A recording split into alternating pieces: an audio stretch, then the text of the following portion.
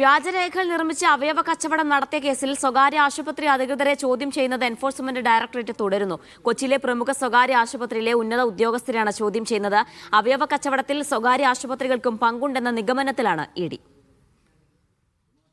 അവയവ കച്ചവടത്തിൽ നടന്ന കള്ളപ്പണ ഇടപാട് അന്വേഷിച്ചെത്തിയ ഇഡിക്ക് പ്രതികളും ആശുപത്രി അധികൃതരും തമ്മിൽ നടത്തിയ സാമ്പത്തിക ഇടപാടിന് തെളിവ് ലഭിച്ചെന്നാണ് സൂചന. ഇതിനെ തുടർന്നാണ് ആശുപത്രികൾക്ക് നേരിട്ട് പങ്കെന്ന നിർണായക നിഗമനത്തിലേക്ക് ഇഡി എത്തിയത്.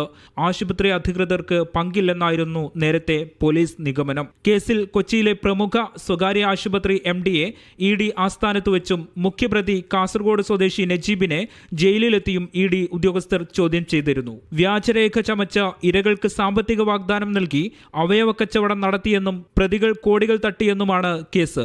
മീഡിയ 1 കൊച്ചി.